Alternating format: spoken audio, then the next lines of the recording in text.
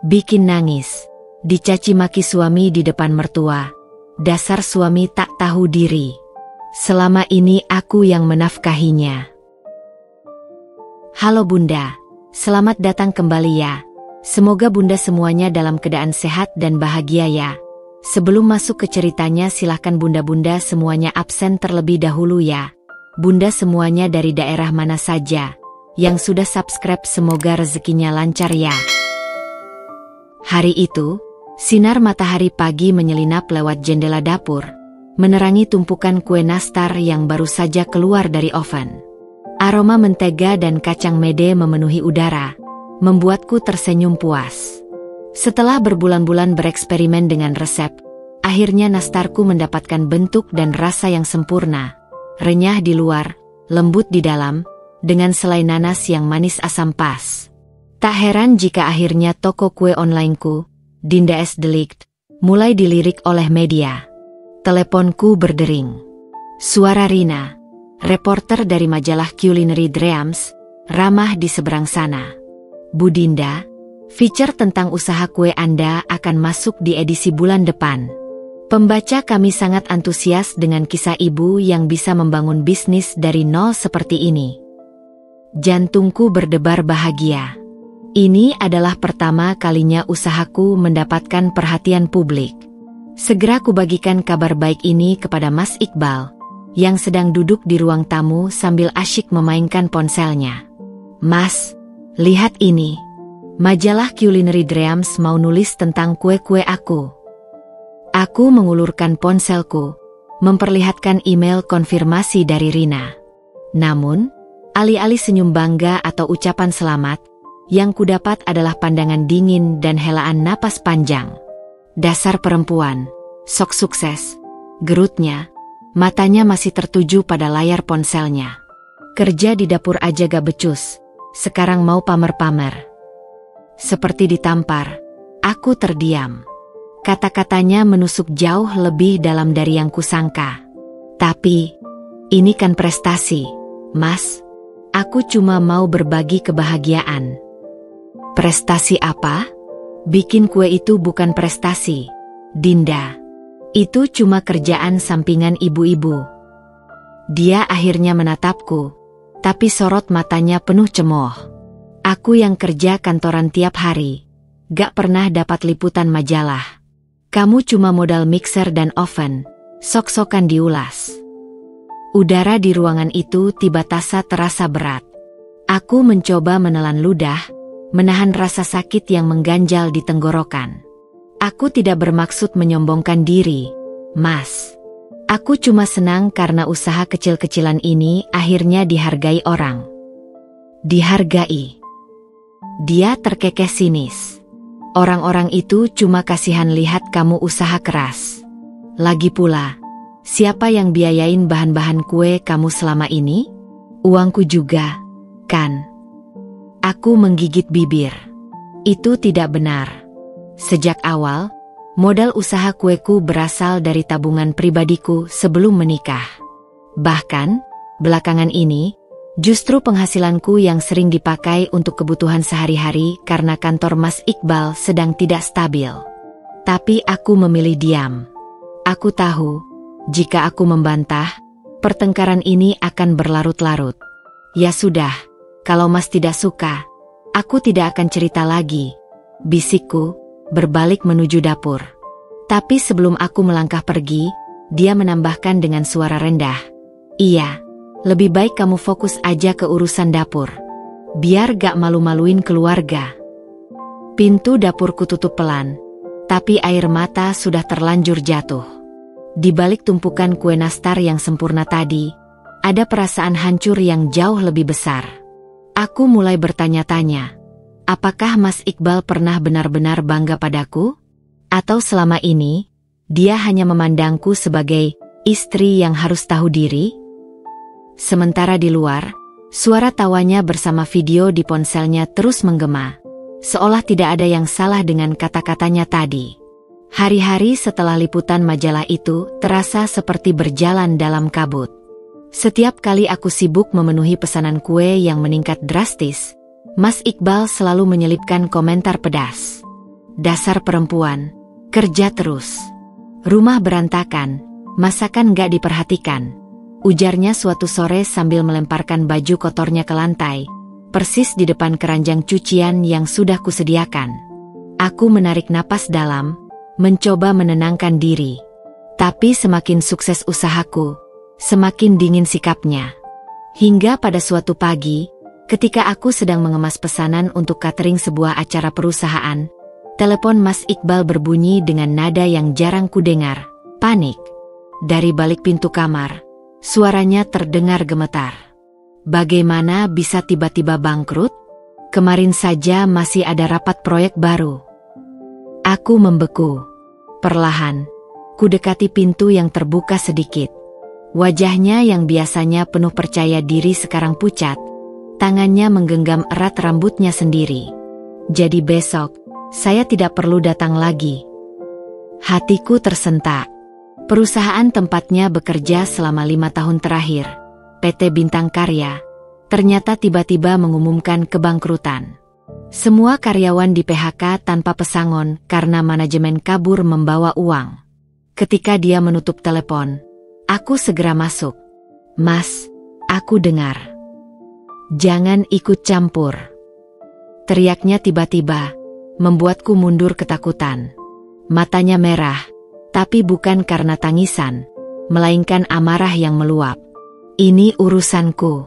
Kau senang ya lihat aku seperti ini? Sekarang kau bisa pamer lebih besar karena suamimu pengangguran. Aku tidak. Diam.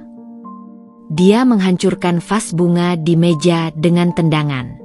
Kaca berhamburan, air dan bunga-bunga layu mengotori lantai. Aku tidak butuh belas kasihan perempuan. Aku bisa cari kerja baru dalam seminggu. Tapi minggu berganti minggu. Setiap hari, aku melihatnya berangkat pagi dengan kemeja rapi, berpura-pura pergi, wawancara. Padahal, dari cerita sopir taksi langgananku, Pak Heru, Mas Iqbal sering terlihat nongkrong di warung kopi dekat terminal. Saya lihat Mas Iqbal main catur sama tukang ojek seharian. Bu, bisik Pak Heru suatu hari ketika mengantarkan tepung. Sementara itu, tagihan-tagihan mulai menumpuk. Listrik, air, kartu kredit, bahkan uang sekolah Arka di TK Premium. Aku mencoba membicarakannya suatu malam. Mas, kita perlu bicara soal keuangan. Tagihan. Aku tahu. Bentaknya sambil menenggak bir ketiga malam itu. Kau pikir aku tidak stres? Tapi aku tidak mau kerja serabutan seperti kuli. Aku lulusan S1 manajemen. Aku memandangnya, rasa kasihan dan kesal bergulat dalam dada. Tapi Mas, keadaan darurat. Aku punya tabungan. Tapi, jangan pakai uangmu. Dia berdiri begitu kasar hingga kursinya terjungkal. Aku tidak mau dikasihani istri. Lebih baik hutang ke rentenir. Malam itu, untuk pertama kalinya, aku tidur di kamar Arka. Anakku yang berusia 5 tahun itu memelukku erat. Ibu, ayah marah-marah terus. Arka takut. Esok harinya, dengan berat hati, aku mengambil langkah yang tahu akan menyakiti harga dirinya. Tapi tidak ada pilihan lain. Aku mentransfer semua tagihan dari rekeningku, membayar uang sekolah Arka, bahkan menyisihkan uang belanja ekstra untuk ibu mertua yang sering meminta. Ketika Mas Iqbal menemukan struk pembayaran listrik di dompetnya, yang jelas-jelas bukan dari kartunya, wajahnya berubah. Bukan rasa terima kasih yang kudapat, tapi tatapan penuh kebencian. Jadi sekarang kau merasa bisa menguasai segalanya, ya? Bisiknya dingin. Kau pikir dengan uangmu kau bisa merendahkanku? Aku ingin berteriak. Ingin mengatakan bahwa ini bukan soal menang atau kalah, tapi soal bertahan hidup. Tapi yang keluar dari mulutku hanya, aku cuma mencoba membantu, Mas. Bantuanmu tidak kubutuhkan, hardiknya sebelum membanting pintu kamar. Di balik pintu itu, aku mendengar suara ponselnya berdering. Suara Bu Lilis, ibu mertuaku, yang selalu memanaskan situasi. Iya, Bu. Dinda semakin tidak tahu diri. Sekarang dia pamer uang di depan aku. Air mataku jatuh lagi. Tapi kali ini, bukan air mata sedih, melainkan kemarahan yang mulai mendidih. Pagi itu, aku terbangun lebih awal dari biasanya. Matahari belum sepenuhnya terbit ketika aku sudah berdiri di depan kompor, mengaduk-aduk bubur ayam untuk sarapan Arka. Tanganku bergerak otomatis mengiris daun bawang dan bawang goreng, sementara pikiranku melayang ke daftar tagihan yang harus diselesaikan hari ini. Listrik, air, cicilan mobil, dan uang sekolah Arka yang harus dibayar sebelum tanggal 10. Aku menarik napas dalam-dalam, mencoba menenangkan detak jantung yang sejak bangun tidur sudah tidak beraturan. Bu, aku sudah siap. Seru Arka yang tiba-tiba muncul di belakangku, memakai seragam TK-nya yang biru dengan dasi merah kecil. Aku tersenyum melihat semangatnya, meski di sudut mataku masih terasa perih karena kurang tidur. Pintar sekali anak ibu. Yuk, makan dulu. Aku membungkuk mencium keningnya, menahan diri untuk tidak menangis saat mencium aroma sampo buah kesukaannya. Tiba-tiba, suara langkah berat terdengar dari tangga. Mas Iqbal turun dengan wajah masam, langsung menuju meja makan tanpa sepatah kata pun. Aku segera mengambilkan nasi untuknya, berharap setidaknya sarapan hangat bisa memperbaiki moodnya. Mas, ini ada telur dadar kesukaan Mas. Ucapku hati-hati. Dia hanya menggerutu. Dari kemarin makanannya itu-itu saja. Gak bisa masak yang lain.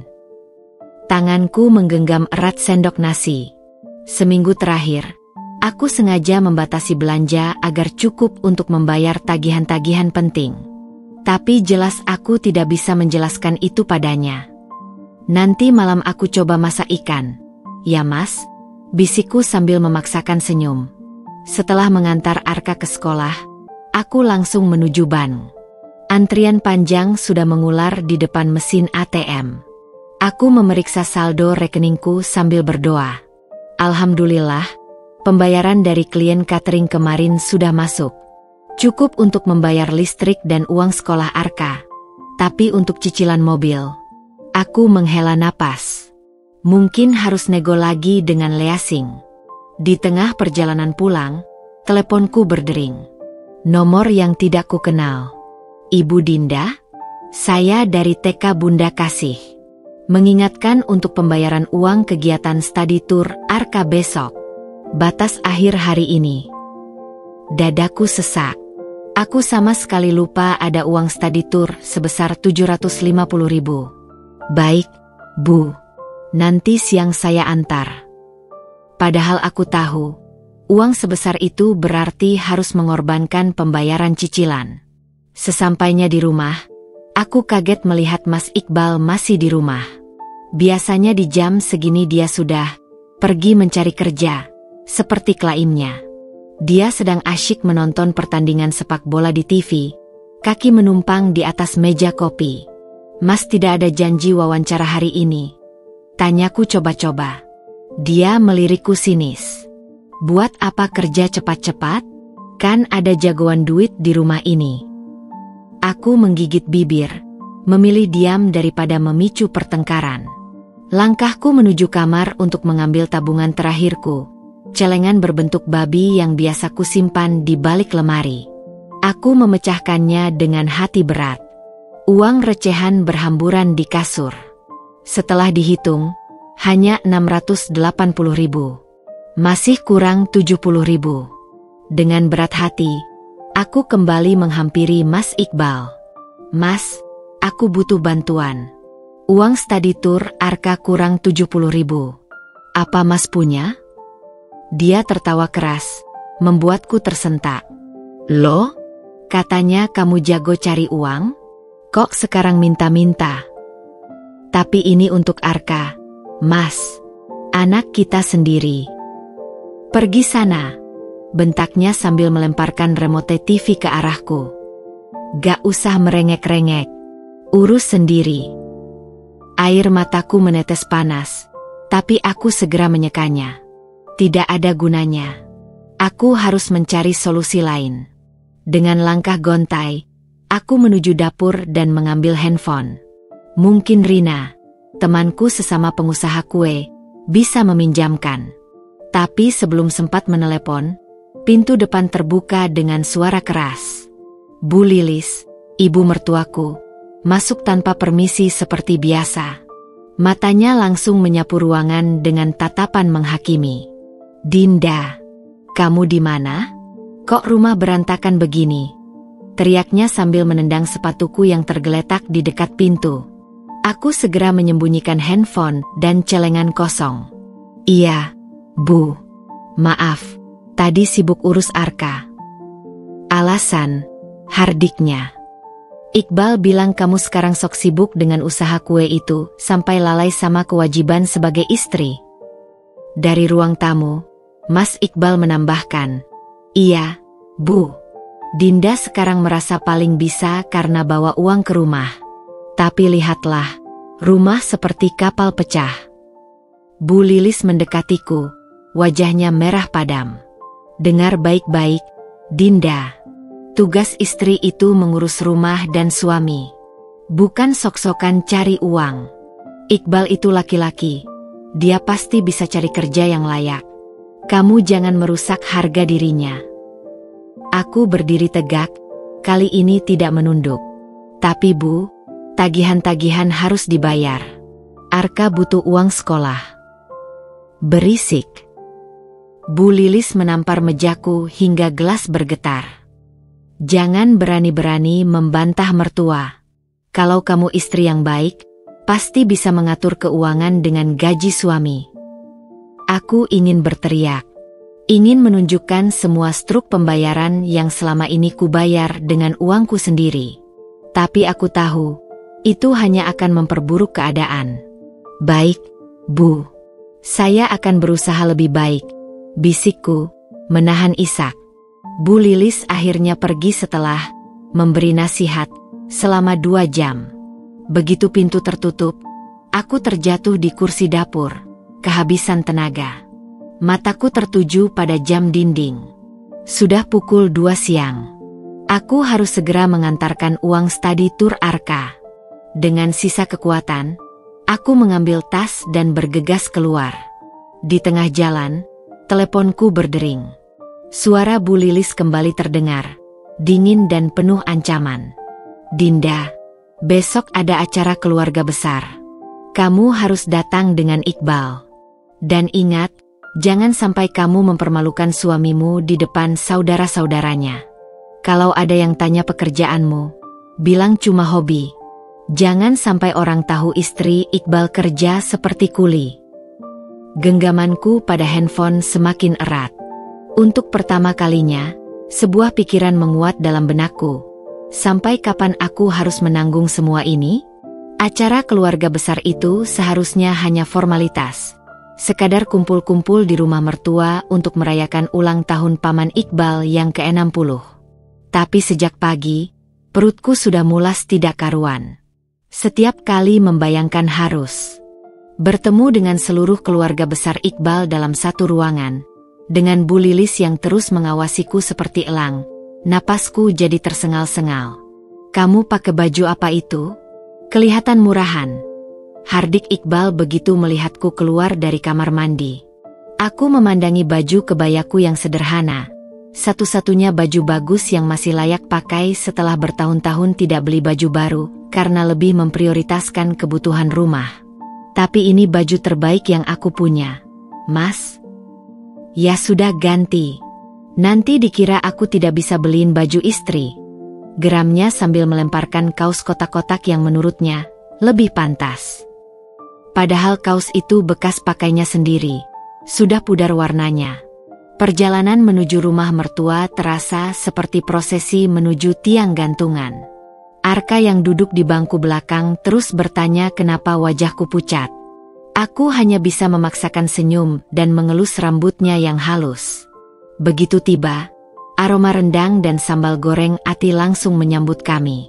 Tapi yang lebih menyengat adalah tatapan sinis dari sepupu-sepupu Iqbal yang sudah berkumpul di teras.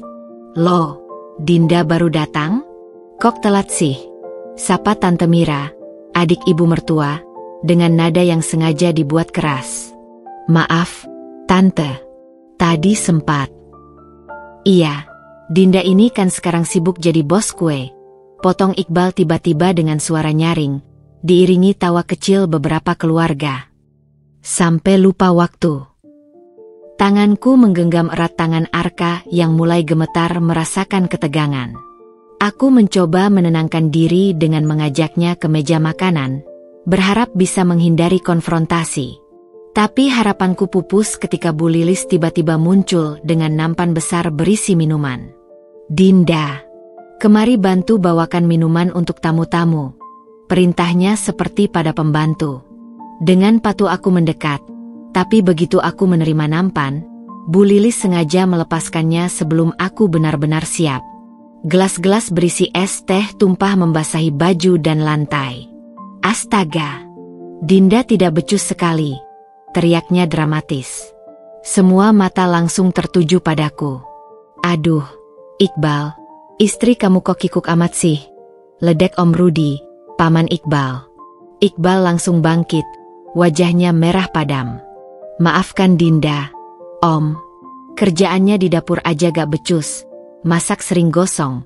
Apalagi urusan beginian. Aku berdiri membeku. Air es teh masih menetes dari bajuku.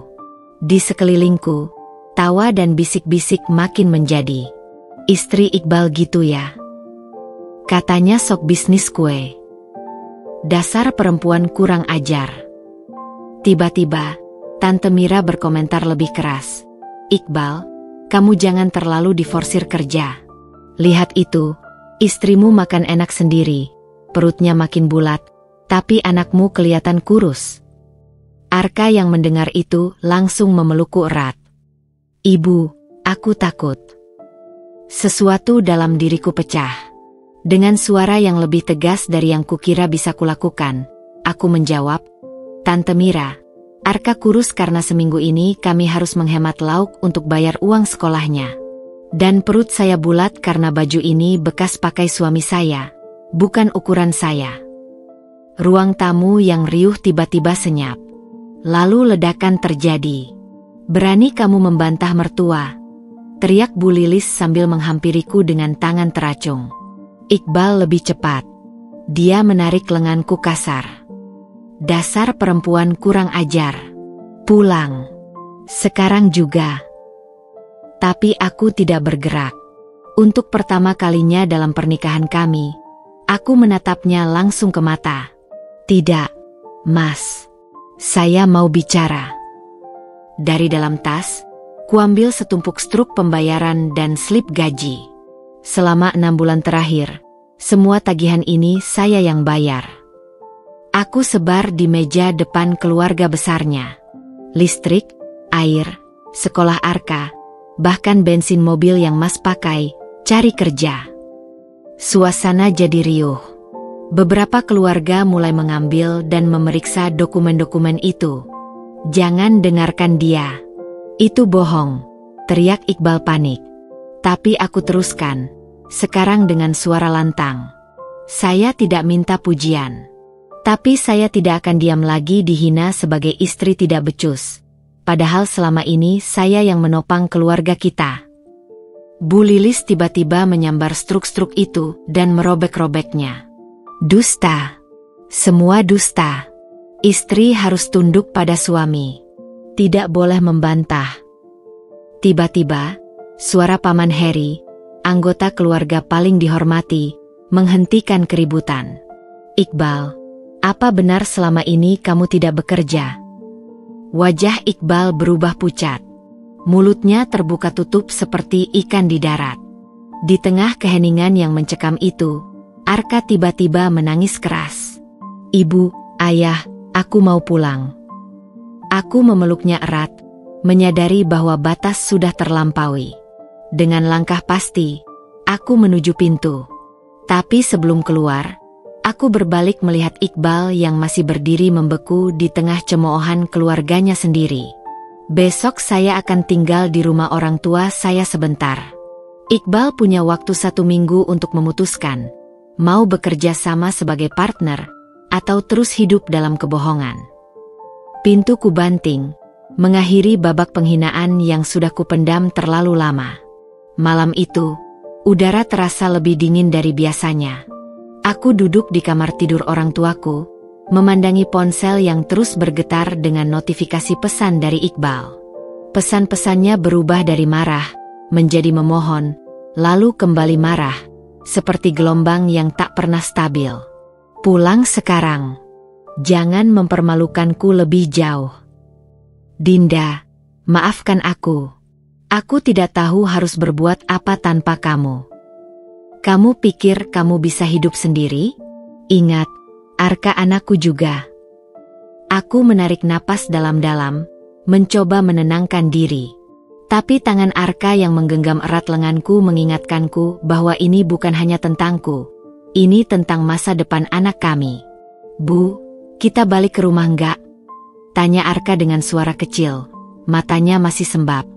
Aku mengelus pipinya yang masih basah oleh air mata. Kita istirahat di sini dulu. Nak, besok kan libur. Kita bisa main di kebun belakang sama kakek nenek. Tapi di balik kata-kata tenang itu, dadaku sesak. Aku tahu, keputusanku pergi bukanlah solusi permanen. Tapi aku juga tidak bisa kembali ke kehidupan yang sama, di mana aku bekerja keras, tapi dianggap tidak berguna. Di mana aku membayar semua tagihan, tapi tetap diperlakukan seperti beban. Pintu kamar diketuk pelan. Ibuku masuk membawa segelas susu hangat untuk Arka. Nak, nenek antar tidur di kamar tamu yuk, biar ibumu istirahat. Begitu Arka pergi, ibuku duduk di sampingku, wajahnya penuh keprihatinan. Aku sudah dengar semuanya dari Arka tadi, bisiknya. Kamu tidak boleh kembali ke sana, Dinda. Tidak seperti ini. Aku menunduk. Tapi aku tidak punya pilihan, Bu. Aku tidak mau Arka tumbuh tanpa ayah. Ibu lebih tidak mau Arka tumbuh melihat ibunya dihinakan setiap hari, balas ibuku tegas. Matanya berkaca-kaca. Kamu pikir ibu tidak sakit hati melihatmu seperti ini? Anak perempuanku yang pintar, mandiri, tapi diperlakukan seperti sampah. Aku ingin membantah, tapi suaraku tertahan di tenggorokan. Ibuku mengambil tanganku, erat. Dengar, Nak, kamu boleh memaafkan, tapi jangan pernah membiarkan dirimu diinjak-injak lagi. Kalau Iqbal mau berubah, biarkan dia yang membuktikan, bukan kamu yang terus berkorban tanpa dihargai. Malam itu, aku tertidur dengan baju masih melekat di tubuh, air mata yang mengering di pipi, dan ponsel yang akhirnya kumatikan. Aku butuh jeda. Butuh waktu untuk berpikir. Tapi dunia tidak memberiku waktu. Pagi-pagi sekali, suara teriakan dari ruang tamu membangunkanku. Bawa cucu saya keluar sekarang. Dinda tidak punya hak melarikan anak kami. Suara Bu Lilis. Aku melompat dari tempat tidur, jantung berdebar kencang. Begitu membuka pintu, pemandangan di ruang tamu membuat darahku mendidih. Bu Lilis berdiri di tengah ruangan dengan wajah merah padam, sementara Iqbal mencoba menarik Arka yang ketakutan dari pelukan ayahku. Ayah, jangan. Aku mau sama ibu, teriak Arka histeris. Arka anak saya. Saya berhak membawanya pulang. Iqbal membentak, matanya liar. Aku segera menghampiri, menarik Arka ke belakangku. Jangan sentuh anak saya. Bu Lilis langsung menunjukku dengan jari gemetaran. Lihatlah, Dinda sudah meracuni otak cucu saya. Sekarang dia berani melawan ayahnya sendiri. Ayahku yang biasanya kalem, kali ini maju dengan wajah keras. Ibu Lilis, keluarlah dari rumah saya. Anda tidak punya hak meneror anak dan cucu saya di sini. Tapi Bu Lilis malah tertawa sinis. Oh, jadi ini hasil didikan orang tuamu, Dinda? Tidak heran kamu jadi istri durhaka. Sesuatu dalam diriku pecah. Keluar, Teriakku. Suaraku menggema di seluruh rumah. Kalau kalian tidak pergi sekarang juga, aku laporkan ke polisi untuk pencurian dan kekerasan pada anak. Iqbal terkesiap. Dinda, kamu gila. Aku serius, Iqbal. Aku mengambil ponsel dan mulai menekan nomor darurat. Aku sudah simpan semua bukti tagihan yang kubayar, pesan ancamanmu, dan sekarang, pencabulan hak saya sebagai ibu. Melihat ketegasanku, wajah Bu Lilis berubah pucat. Iqbal mencoba mendekat, tapi ayahku menghalangi. Dinda, jangan gegabah, katanya sekarang dengan suara merendah. Aku cuma mau Arka pulang. Arka tidak akan kemana-mana sampai kamu membuktikan diri layak menjadi ayah. Sergahku, memeluk Arka yang menggigil ketakutan. Sekarang keluar. Mereka akhirnya pergi dengan wajah masam. Tapi sebelum menutup pintu, Bu Lilis masih sempat mengancam. Kami akan kembalikan dengan cara hukum. Dasar perempuan gila. Begitu pintu tertutup, kakiku lunglai. Aku terjatuh di lantai, menangis histeris. Arka memelukku erat, ikut menangis. Di saat itulah aku sadar, ini bukan lagi tentang pertengkaran rumah tangga biasa. Ini perang untuk hakku sebagai ibu, sebagai perempuan, sebagai manusia yang layak dihargai. Dan aku tidak akan kalah. 3 hari telah berlalu sejak kejadian di rumah orang tuaku. Aku menghabiskan waktu dengan Arka, mencoba menenangkannya yang masih sering terbangun tengah malam karena mimpi buruk. Setiap kali ponselku berdering, jantungku berdebar. Takut itu Iqbal atau pengacaranya yang sudah mengancam akan menuntut hak asuh. Pagi itu, sambil menunggu Arka selesai bermain di halaman belakang bersama ayahku, aku memberanikan diri menyalakan kembali ponselku. Puluhan notifikasi langsung membanjiri layar. Pesan dari Iqbal, panggilan tak terjawab dari nomor tidak dikenal. Bahkan pesan dari beberapa teman yang menanyakan kabar karena ada rumor aneh yang beredar tentang perceraian kami. Yang paling mengejutkan, ada pesan dari Rendra, teman kuliah dulu yang sekarang sukses menjadi direktur di perusahaan catering besar. Din, dengar kabarmu sedang ada masalah. Aku ada tawaran bisnis yang mungkin bisa membantumu. Bisa ketemu hari ini.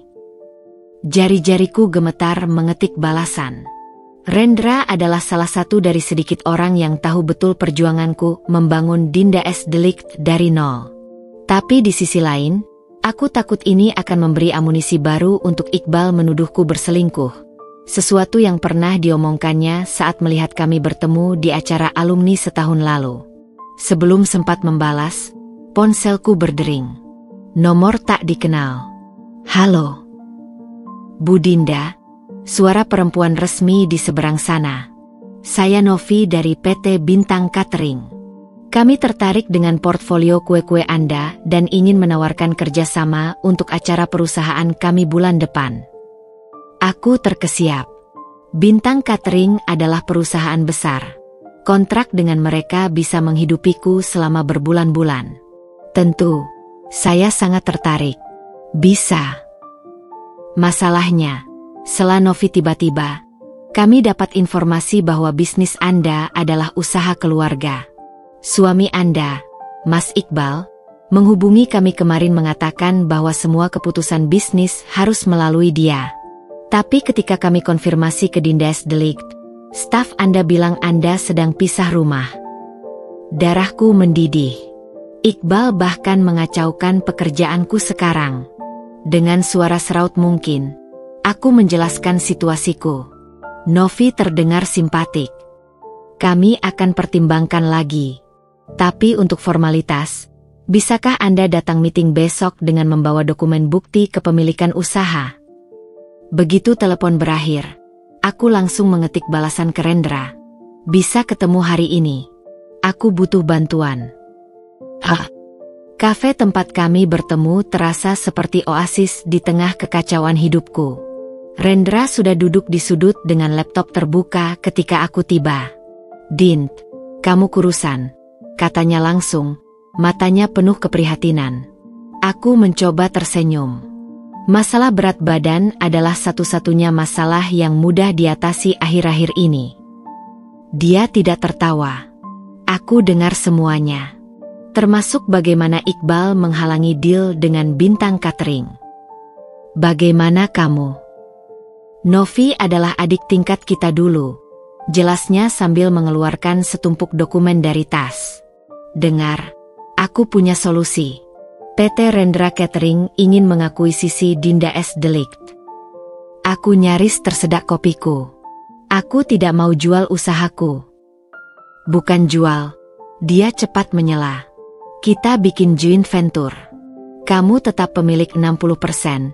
Perusahaanku masuk sebagai investor. Dengan brand besar di belakangmu, Iqbal tidak bisa main ganggu lagi. Mataku berkaca-kaca. Ini tawaran menggiurkan, tapi juga berarti mengakui bahwa aku tidak bisa melawan sendirian. Kenapa kamu membantuku? Tanyaku pelan. Rendra menatapku lama. Karena dulu di kampus, kamu satu-satunya yang percaya aku bisa sukses ketika semua orang meremehkanku. Sekarang giliranku membalas. Aku memejamkan mata, mencerna semua ini. Tapi kemudian, Dinda. Suara itu membuat seluruh tubuhku kaku. Iqbal berdiri di pintu kafe, wajahnya merah padam. Jadi benar katanya. Kamu berselingkuh dengan teman lamamu ini, teriaknya, menarik perhatian semua pengunjung. Rendra langsung berdiri. Iqbal, kamu keliru. Diam. Iqbal menghampiri meja kami dengan langkah kasar. Aku punya bukti foto kalian berdua. Dia melemparkan beberapa printout foto, gambar kami berdua di acara alumni yang sama sekali tidak mesra. Orang-orang mulai berbisik. Aku berdiri, gemetar. Iqbal, ini bisnis. Rendra menawarkan. Bisnis APA, bentaknya, meludahi kata itu. Dasar perempuan murahan. Tinggalkan anak dan rumah, sekarang ketemu laki-laki lain. Tiba-tiba, sesuatu yang dingin mengalir dalam nadiku. Aku mengambil segelas air di meja, dan dengan gerakan pelan tapi pasti, menuangkannya ke kepala Iqbal. Sudah cukup. Suaraku tiba-tiba sangat tenang. Aku akan menuntutmu untuk pencemaran nama baik, gangguan bisnis, dan mental abuse. Semua sudah kusimpan buktinya. Iqbal terkesiap. Kamu tidak akan. Besok pengacaraku akan mengirim surat resmi. Potongku, mengambil tas. Dan satu hal lagi, aku akan perjuangkan hak asuh Arka sampai titik darah penghabisan. Ketika aku berbalik pergi, Rendra mengikutiku keluar. Di luar, napasku baru tersengal-sengal. Kamu yakin? Tanyanya khawatir. Aku melihat ke langit biru, lalu mengangguk. Lebih yakin dari apapun. Keesokan harinya, aku duduk di teras rumah orang tuaku dengan secangkir teh yang sudah dingin tak tersentuh. Dokumen-dokumen dari pengacara berceceran di meja, surat gugatan cerai, bukti transfer pembayaran tagihan, hingga rekaman suara ancaman Iqbal yang berhasil kusimpan diam-diam selama ini. Akan sulit, kata Burina, pengacaraku, melalui telepon. Tapi dengan bukti-bukti ini, kita punya peluang besar untuk hak asuh penuh dan pembagian harta yang adil. Tanganku gemetar memegang dokumen itu. Aku tidak pernah menyangka pernikahanku akan berakhir di pengadilan. Tapi yang lebih membuatku khawatir adalah kabar dari Burina bahwa Iqbal dan Bu Lilis telah melaporkanku ke pihak berwajib dengan tuduhan, menelantarkan anak, dan menjalankan bisnis tanpa izin suami. Betapa liciknya. Aku sedang memikirkan strategi ketika ponselku berdering. Nomor tak dikenal. Bu Dinda, suara perempuan di seberang sana terdengar resmi. Saya dari TK Bunda Kasih. Kami perlu bertemu mengenai Arka. Jantungku langsung berdebar kencang. Ada apa dengan Arka? Bisa datang sekarang. 1 jam kemudian, Aku berdiri di ruang kepala sekolah TK Bunda Kasih dengan keringat dingin mengalir di punggung. Kepala sekolah, Bu Yani, duduk di depanku dengan wajah serius. Di sampingnya, ada seorang guru yang tampak tidak nyaman. Bu Dinda, Bu Yani membuka percakapan dengan suara datar. Kami mendapat laporan dari beberapa wali murid yang khawatir dengan kondisi psikologis Arka. Aku menggigit bibir. Apa maksudnya? Guru di sampingnya mengeluarkan beberapa gambar. Arka menggambar ini selama sesi terapi seni kemarin. Aku mengambil gambar itu, dan rasanya seperti ditikam. Gambar itu menunjukkan 3 orang. Satu sosok kecil, pastilah Arka, berdiri di tengah, sementara 2 sosok besar di sampingnya saling berteriak dengan mulut berbentuk kotak-kotak merah. Di sudut kertas, ada sosok perempuan lain yang lebih besar lagi, dengan tangan seperti cakar mengarah ke sosok terkecil. Beberapa wali murid mengeluh Arka sering menangis tiba-tiba atau menjerit di kelas. Lanjut Bu Yani. Kami khawatir ini pengaruh dari situasi rumah tangga Anda. Aku menarik napas dalam-dalam, mencoba menenangkan diri. Bu Yani, saya sedang dalam proses perceraian. Suami saya dan mertua memang. Pintu ruangan tiba-tiba terbuka. Seorang ibu dengan tas branded masuk tanpa permisi. Oh, maaf menginterupsi, katanya dengan senyum palsu. Matanya langsung menatapku penuh hina. Aku mengenalinya. Ibu Ranti, orang tua dari salah satu teman sekelas Arka yang terkenal suka menyebar gosip. Tidak apa, Bu Ranti, sambut Bu Yani ramah. Kami sudah hampir selesai. Ibu Ranti mendekat, memandangi gambar di tanganku. Astaga, anak itu memang bermasalah ya? Tadi di grup WA para ibu sudah pada khawatir. Jangan-jangan Arka bisa menularkan trauma ke anak-anak lain. Kupalan tanganku terkepal. Ini pasti ulah Bu Lilis, menyebar fitnah lewat orang-orang seperti Ibu Ranti. Bu Yani, suaraku tegas, saya minta pertemuan ini dirahasiakan. Status pernikahan saya tidak ada hubungannya dengan pendidikan Arka. Tapi Ibu Ranti menyela lagi. Tapi kan kalau ibunya tidak stabil. Ibu Ranti. Aku berdiri tiba-tiba. Suaraku menggema di ruangan itu. Saya tahu persis dari mana kekhawatiran ini berasal. Tolong sampaikan pada Bu Lilis, dendamnya pada saya jangan dibawa-bawa ke anak saya. Bu Yani terkejut. Bu Dinda, tetap tenang. Tidak, Bu Yani. Saya tidak akan diam ketika reputasi anak saya dihancurkan. Aku mengeluarkan ponsel dan memperdengarkan rekaman suara Bu Lilis mengancam akan menghancurkan hidupku jika aku tidak mengembalikan Arka. Ruang kepala sekolah menjadi sunyi. Malam itu, di kamar tidurku, aku memeluk Arka yang ketakutan. Bu, aku nggak mau sekolah lagi, bisiknya sambil menangis. Teman-teman bilang aku anak setan, kata Tante Ranti. Dadaku sesak. Aku menelpon Rendra. Kita perlu percepat proses hukum, kataku dengan suara parau. Mereka sudah menyasar Arka. Rendra diam sejenak. Din, ada kabar buruk. Bu Lilis ternyata punya koneksi di pengadilan agama. Proses ceraimu bisa dipersulit. Di luar jendela, petir menggelegar, pertanda musim hujan datang lebih awal tahun ini. Seperti pertanda bahwa pertempuranku baru saja memasuki babak yang lebih gelap. Hujan turun deras sepanjang malam, mencerminkan kekacauan dalam pikiranku. Arka akhirnya tertidur lelap setelah minum susu hangat dan kubacakan 3 cerita favoritnya berturut-turut. Aku menatap wajah polosnya yang masih basah oleh bekas air mata. Jantungku hancur mengetahui anakku yang tak berdosa harus menanggung beban pertikaian orang dewasa. Dengan hati-hati aku keluar dari kamar, membawa laptop dan setumpuk dokumen yang diberikan Bu Rina kemarin. Ada 1 folder berlabel Keluarga Iqbal yang belum sempat kubuka. Mungkin ada sesuatu di sana yang bisa membantuku. Begitu kubuka, Yang kutemukan hanyalah dokumen-dokumen biasa, akta kelahiran Iqbal, sertifikat tanah milik keluarga, hingga surat wasiat almarhum ayah Iqbal. Aku hampir menutup laptop ketika mataku menangkap sesuatu yang aneh di akta kelahiran Iqbal. Nama ibu, Lilis Suryani, bukan Lilis Handayani seperti nama mertuaku sekarang. Aku mengernyit. Mungkin hanya kesalahan penulisan? Tapi instingku mengatakan ada yang tidak beres. Dengan gemetar, aku membuka pencarian Google dan mengetik Lilis Suryani Bandung, kota kelahiran Iqbal.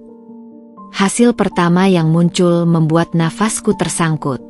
Artikel koran tahun 1992 terkait skandal pemalsuan identitas di kantor catatan sipil Bandung. Aku membukanya dengan cepat. Artikel itu mengisahkan tentang seorang perempuan bernama Lilis Suryani yang diduga memalsukan dokumen untuk mengubah identitasnya setelah pernikahan pertamanya gagal. Yang membuatku tercekat, foto di artikel itu, meski buram, jelas-jelas menunjukkan wajah muda Bu Lilis. Ya Tuhan! Aku segera menghubungi Bu Rina meski sudah larut malam. Bu, saya menemukan sesuatu tentang mertua saya. Bisakah ini membantu kasus saya? Setelah mendengar penjelasanku, suara Bu Rina terdengar bersemangat. Dinda, ini besar. Pemalsuan identitas adalah tindak pidana. Tapi kita butuh bukti lebih kuat. Coba cari tahu siapa sebenarnya Bu Lilis ini. Keesokan paginya, dengan bantuan Rendra yang ternyata punya koneksi di catatan sipil Bandung, kami mendapatkan petunjuk mengejutkan. 1. Bu Lilis sebenarnya pernah menikah muda dengan pria bernama Hendro dan punya seorang anak laki-laki. 2. Pernikahan itu berakhir buruk ketika Pak Hendro mengetahui Bu Lilis berselingkuh dengan ayah Iqbal, Pak Handoko. 3. Iqbal sebenarnya bukan anak Pak Handoko, tapi hasil perselingkuhan Bu Lilis dengan pria lain bernama Pak Togar. Jadi, Iqbal selama ini bukan anak kandung Pak Handoko? Tanyaku terbata. Rendra mengangguk serius. Dan yang lebih mengejutkan, Pak Handoko meninggalkan wasiat bahwa seluruh hartanya hanya untuk anak kandungnya. Jika Iqbal bukan anak kandungnya. Pikiranku berputar cepat. Ini menjelaskan mengapa Bu Lilis begitu obsesif terhadap Iqbal. Dia harus memastikan rahasia ini tetap tersembunyi agar warisan mengalir ke mereka. Senjata pamungkas itu datang secara tak terduga. Saat aku sedang merapikan dokumen, sebuah amplop coklat tua jatuh dari balik lemari buku peninggalan ayah Iqbal yang sempat kubawa tanpa sengaja. Di dalamnya, surat DNA tes tahun 2000 yang membuktikan Iqbal bukan anak Pak Handoko. Dan surat pengakuan Bu Lilis bahwa Iqbal adalah anak Pak Togar. Tangan gemetar memegang dokumen itu. Aku segera memfotonya dan mengirim ke Bu Rina. Tak sampai 10 menit, teleponku berdering. Dinda, suara Bu Rina penuh kemenangan. Kita baru saja mendapatkan leverage terbaik. Tapi kamu harus siap. Begitu rahasia ini terbongkar, keluarga Iqbal akan hancur. Aku menatap foto pernikahan Iqbal dan aku di meja. Dulu, Bu Lilis selalu menjadi sosok yang mendominasi setiap keputusan kami. Kini, giliranku untuk mengendalikan permainan. Undangan pernikahan sepupu Iqbal yang tiba 3 hari kemudian seolah menjadi jawaban dari doa-doa terpendamku. Seluruh keluarga besar akan berkumpul di gedung serbaguna kelurahan. Termasuk Bu Lilis yang tak pernah absen dari acara keluarga untuk menunjukkan pengaruhnya. Kamu yakin mau melakukan ini? Tanya ibuku pagi itu, matanya penuh kekhawatiran saat melihatku menyiapkan dokumen-dokumen dalam tas khusus. Aku mengikat rambutku dengan kencang, mencerminkan tekad yang sama kerasnya di dalam hati. Ibu lihat sendiri bagaimana mereka menghancurkan reputasi Arka yang masih kecil. Ini bukan lagi tentang aku. Ini tentang melindungi anak saya. Gedung serbaguna sudah penuh sesak ketika kami tiba. Aku sengaja datang bersama Rendra yang berpura-pura sebagai kolega bisnis, plus Bu Rina yang ikut menyamar sebagai teman. Kami duduk di meja paling belakang. tapi cukup strategis untuk melihat seluruh ruangan. Bu Lilis tampak mempesona dengan kebaya emasnya, tersenyum manis sambil menyalami tamu-tamu penting. Iqbal di sampingnya terlihat tidak nyaman, matanya terus memindai ruangan, mencari keberadaanku. Mungkin acara berjalan lancar sampai sesi sambutan keluarga. Ketika Bu Lilis berdiri untuk memberikan pidato, aku memberi kode pada Rendra. Sebagai keluarga besar, kita harus menjaga nilai-nilai. Tidak. Teriakan perempuan parubaya tiba-tiba memecah ruangan. Semua kepala menoleh ke pintu masuk, di mana seorang perempuan berbaju sederhana dengan wajah mirip Bu Lilis, hanya lebih tua dan lelah, berdiri dengan mata berkaca-kaca. Bu Lilis menjatuhkan mikrofon. Wajahnya pucat seperti melihat hantu. Siapa? Aku Lilis Suryani yang asli, teriak perempuan itu, maju ke depan. Kamu penipu. Sudah 30 tahun kamu mencuri identitasku, hidup mewah dengan uang suamiku.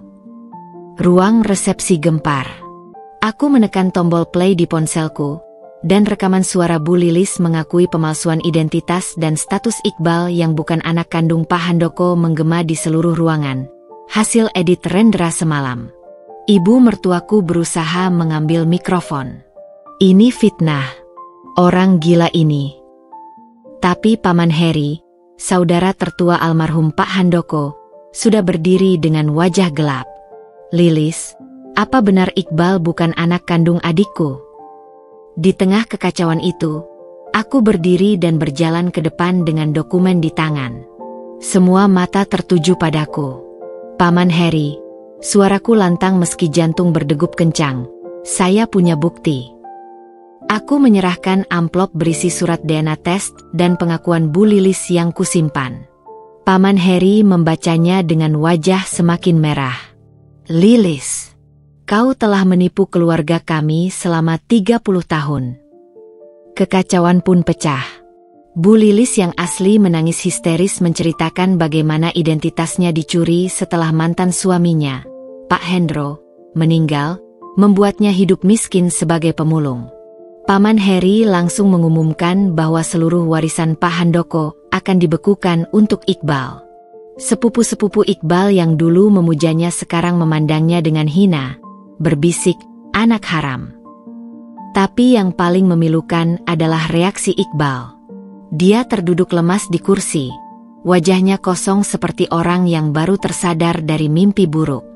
Jadi, selama ini aku, Bu Lilis, yang palsu, tiba-tiba menarik lengannya. Iqbal, jangan dengarkan mereka. Kamu anak. Diam. Iqbal berteriak dengan suara parau. Pertama kalinya aku melihatnya membentak ibunya sendiri. Semua ini gara-gara kamu. Gara-gara kebohonganmu. Ketika Bu Lilis mencoba memeluknya, Iqbal mendorongnya hingga terjatuh. Aku bukan anakmu lagi. Di tengah keributan itu, aku menangkap pandangan Iqbal yang tiba-tiba menatapku.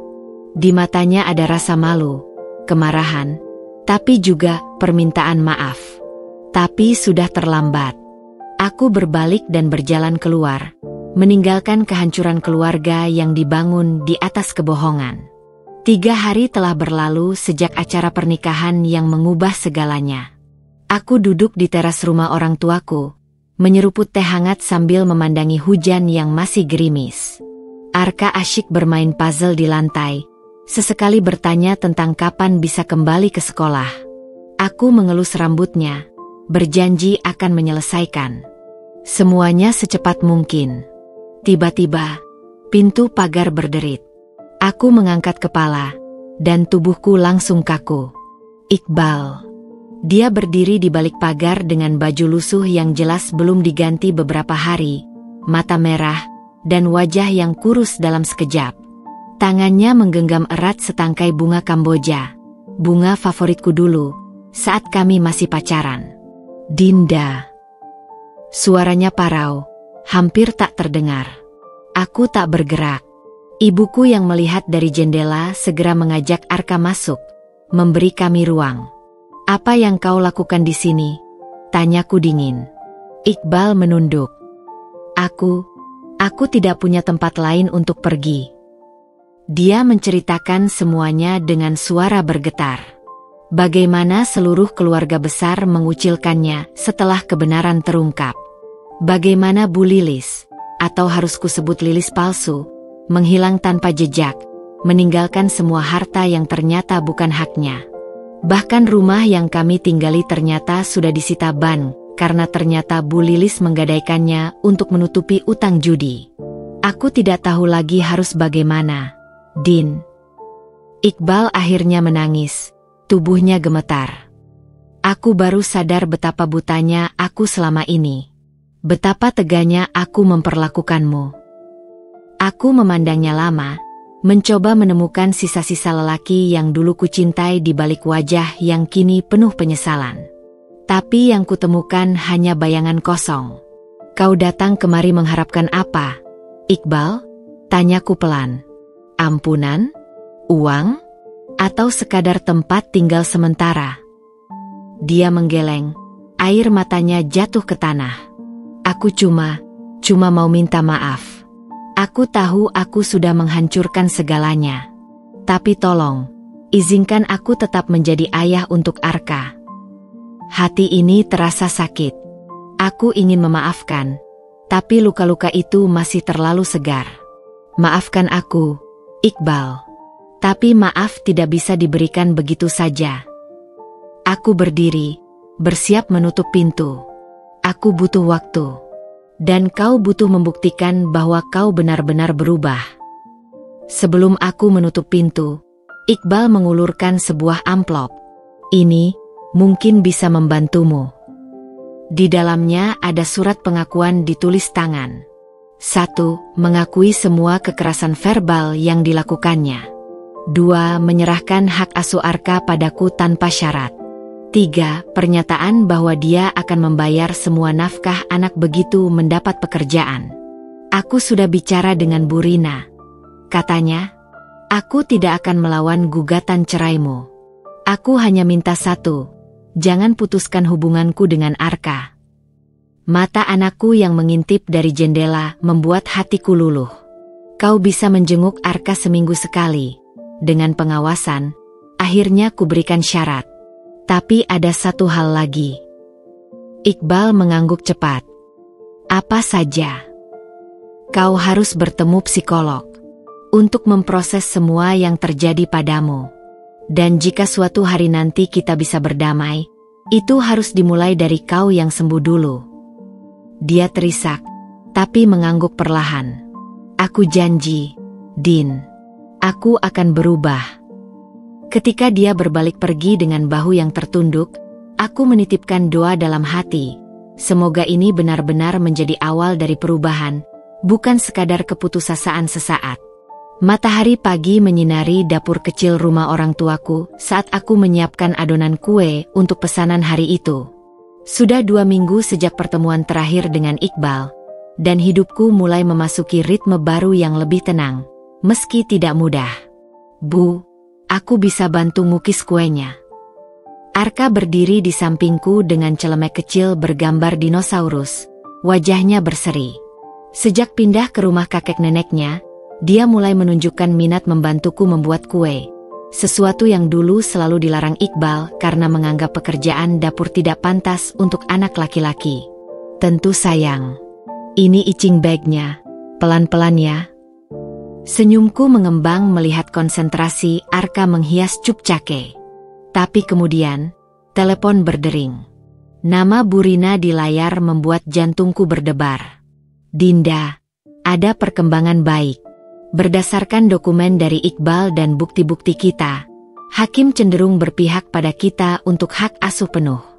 Tapi, ada jeda yang membuat telapak tanganku berkeringat. Tapi pihak pengadilan meminta evaluasi psikologis untuk Arka. Mereka khawatir dampak pertikaian ini pada mentalnya. Aku menatap Arka yang sedang asyik menghias kue. Lidahnya terjulur lucu karena konsentrasi. Tidak masalah, Bu. Aku yakin Arka kuat. Klinik psikolog anak itu terasa sangat dingin. Arka menggenggam tanganku erat saat kami menunggu di ruang konsultasi. Nak, nanti ibu psikolognya mau ngobrol sama kamu ya. Jujur aja ceritanya. Gak apa-apa, bisikku meyakinkan. Psikolognya, seorang perempuan parubaya dengan kacamata frameles, tersenyum hangat. Arka, boleh ikut ibu ke ruang main sebentar? Ada banyak mainan di sana. Saat pintu tertutup, aku menatap jam dinding dengan cemas. 40 menit terasa seperti 4 jam. Ketika akhirnya keluar, laporan psikolog membuat dadaku sesak. Anak Anda mengalami anxiety ringan dan ketakutan akan konflik. Tapi yang mengejutkan, psikolog tersenyum kecil. Dia memiliki ketahanan mental yang luar biasa. Katanya, aku harus kuat biar ibu nggak sedih lagi. Ada sosok yang sangat protektif padanya. Aku menangis. Selama ini kupikir Arka adalah korban yang rapuh. Tapi ternyata diam-diam dia justru menjadi sumber kekuatanku.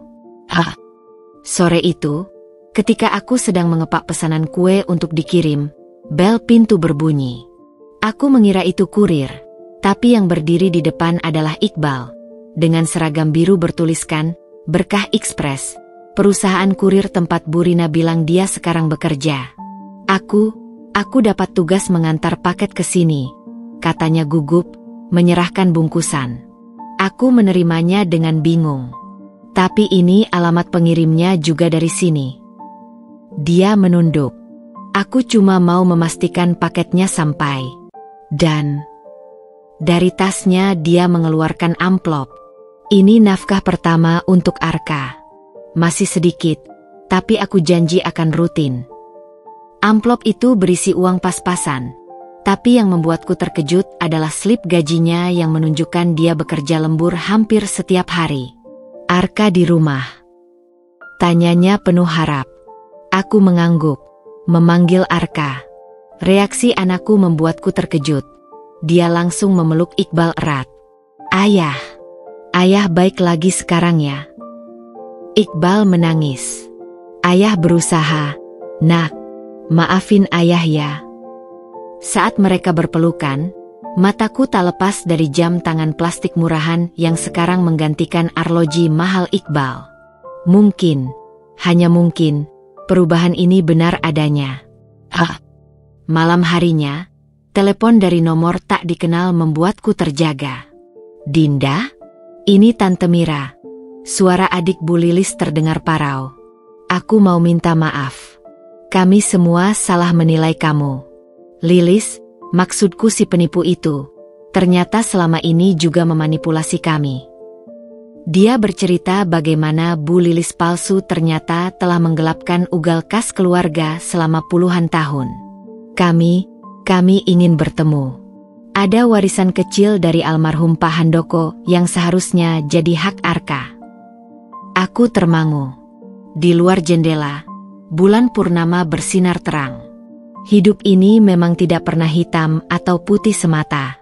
Pagi itu, aku berdiri di depan rumah besar keluarga Handoko untuk pertama kalinya sejak skandal itu pecah. Rumah yang dulu selalu membuatku merasa kecil dan tidak diinginkan, kini terlihat lebih sederhana tanpa aura intimidasi Bu Lilis. Arka menggenggam tanganku erat sementara Iqbal, yang kini memakai kemeja sederhana alih-alih setelan mahalnya, berdiri di samping kami dengan wajah tegang. Kamu yakin mau melakukan ini? Tanyaku memastikan pada Iqbal untuk kesekian kalinya. Dia mengangguk, matanya berkaca-kaca. Mereka adalah keluargaku, Din. Aku harus menghadapi konsekuensi dari kebohongan ibuku, ibu tiriku. Pintu terbuka. Paman Heri berdiri di sana dengan wajah yang lebih tua dari ingatanku. Matanya langsung tertuju pada Arka. Masuklah, gumamnya, suaranya parau. Ruang tamu yang dulu megah sekarang terasa kosong. Beberapa perabot ternyata sudah dijual untuk menutupi utang Bu Lilis. Keluarga besar berkumpul dengan wajah-wajah penuh penyesalan. Tante Mira, Om Rudi, bahkan sepupu-sepupu Iqbal yang dulu selalu menghinaku. Paman Harry mengeluarkan sebuah dokumen. Setelah investigasi, ternyata almarhum adikku sudah mencurigai status Iqbal sejak lama. Dia menunjukkan surat wasiat baru yang ditemukan di brankas tersembunyi. Dia meninggalkan 30% hartanya untuk Arka, cucu satu-satunya yang sah. Tante Mira maju, tangannya gemetar mengulurkan sebuah kotak perhiasan. Ini adalah kalung emas keluarga yang seharusnya diberikan padamu saat pernikahan. Dinda, maafkan kami. Aku tertegun. Arka yang melihat suasana tegang tiba-tiba bertanya polos. Kenapa semua orang sedih? Apa nenek yang jahat sudah tidak ada lagi? Ruangan menjadi hening. Iqbal tiba-tiba berlutut di depan Paman Harry. Paman, aku tidak tahu harus bagaimana menebus semua ini. Tapi aku bersumpah akan bekerja keras untuk menghidupi anakku. Dan dia menoleh padaku, memperbaiki kesalahanku pada Dinda, jika dia mengizinkan. Paman Harry menghela napas panjang. Kebodohan Lilis bukan salahmu, nak. Tapi kau harus belajar dari ini. Menjadi pria sejati bukan soal gengsi, tapi tanggung jawab.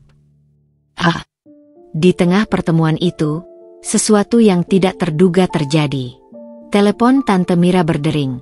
Polisi menemukan Bu Lilis, palsu, mencoba kabur ke Malaysia dengan paspor palsu.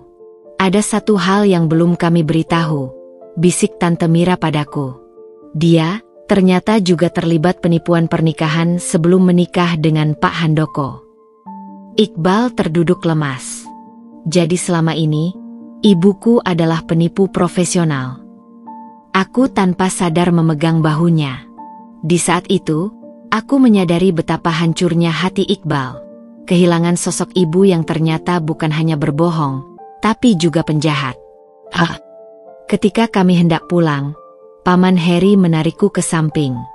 Dinda, keluarga besar memutuskan, kami ingin membantumu membangun usaha catering yang lebih besar. Sebagai permintaan maaf. Aku terkejut. Tapi kenapa, setelah semua yang terjadi? Karena hari ini kami melihat apa yang tidak pernah dilihat Lilis. Jawabnya bijak. Kau adalah istri dan ibu yang sebenarnya keluarga kami butuhkan. Di mobil pulang, Arka tertidur lelah. Iqbal yang menyetir tiba-tiba berbisik, aku tahu aku tidak pantas memintamu kembali, Din. Tapi izinkan aku membuktikan diri, sebagai ayah untuk Arka, dan sebagai manusia yang lebih baik. Aku menatap jalan di depan.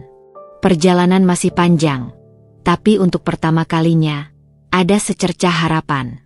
Kantor baru itu masih berbau cat tembok dan kayu fresh ketika aku berdiri di tengah ruangan kosong, menatap sekeliling dengan perasaan campur aduk. 2 bulan sudah berlalu sejak pertemuan dengan keluarga Handoko, dan warisan untuk Arka, yang dikelola oleh Paman Harry sampai dewasa, ternyata cukup untuk membantuku membuka usaha catering profesional. Bu Dinda, di sini mau dipasang rak display atau meja prasmanan? Tanya Pak Didi, kontraktorku sambil menunjuk area dinding. Aku membayangkan aliran pelanggan yang suatu hari nanti akan memenuhi ruangan ini. Meja prasmanan saja, Pak. Biar lebih fleksibel untuk berbagai jenis acara. Saat aku sedang memeriksa instalasi listrik, bel pintu berbunyi. Rendra berdiri di sana dengan 2 cangkir kopi dan senyum lebar. Selamat atas tempat barumu, bos. Ini semua berkat bantuanmu, ujarku menerima kopi itu. Tanpa jaringan dan saran bisnis Rendra, mungkin aku masih berjuang sendirian dari dapur rumah orang tua. Ada kabar baik, Rendra mengeluarkan kontrak dari tasnya. Hotel Grand Lumiere mau kerja sama eksklusif dengan Dinda S. Delict untuk semua kebutuhan pastry mereka. Mataku membesar melihat angka di kontrak itu. Nilainya 3 kali lipat pendapatanku selama setahun terakhir. Tapi, bagaimana dengan catering mereka yang sudah ada? Dipecat kemarin karena kasus keracunan makanan. Rendra terkekeh. Dan tebak siapa yang merekomendasikan kamu? Tante Mira. Ternyata dia punya saham di hotel itu. Aku tersenyum getir. Dunia memang aneh. Orang yang dulu menghinaku sekarang justru menjadi penyelamat bisnisku. Sore harinya, aku mengunjungi tempat kerja baru Iqbal, bengkel motor kecil di ujung kota. Aku membawa nasi kotak untuknya, sesuatu yang tak pernah kulakukan selama menikah dulu. Dia terkejut melihatku, segera membersihkan tangannya yang penuh oli. "Din, kamu tidak perlu repot-repot. Arka minta dibawakan untuk ayahnya." Bohongku halus, meski sebenarnya ini ideku sendiri. Iqbal makan dengan lahap sambil bercerita tentang pekerjaan barunya. "Aku mulai dari bawah memang. Tapi bos bilang aku cepat belajar." Dia menunjukkan tangannya yang kini penuh kapalan dan luka kecil. Dulu malu punya tangan seperti ini, sekarang malah bangga. Ada kebanggaan baru dalam suaranya, bukan lagi gengsi kosong, tapi kepuasan hasil kerja keras. Aku mulai terapi minggu lalu," bisiknya tiba-tiba. "Seperti yang kamu sarankan. Psikolog bilang aku punya kecenderungan toxic masculinity karena didikan IB. Karena didikan Lilis." Aku mengangguk pelan. "Aku senang kamu mengambil langkah itu." Malam minggu itu, ketika aku sedang menyusun menu untuk hotel, telepon dari sekolah Arka membuat jantungku berdebar. "Bu Dinda, maaf mengganggu. Arka terlibat perkelahian kecil hari ini." Aku segera menjemputnya dengan panik. Guru kelas menjelaskan Arka memukul temannya yang mengatakan, "Ibumu jahat sampai nenekmu di penjara." "Arka, kekerasan bukan solusi," tegurku lembut di mobil. "Tapi ibu bilang harus berani melawan kalau dihina," bantahnya dengan mata berkaca-kaca. Aku menarik napas.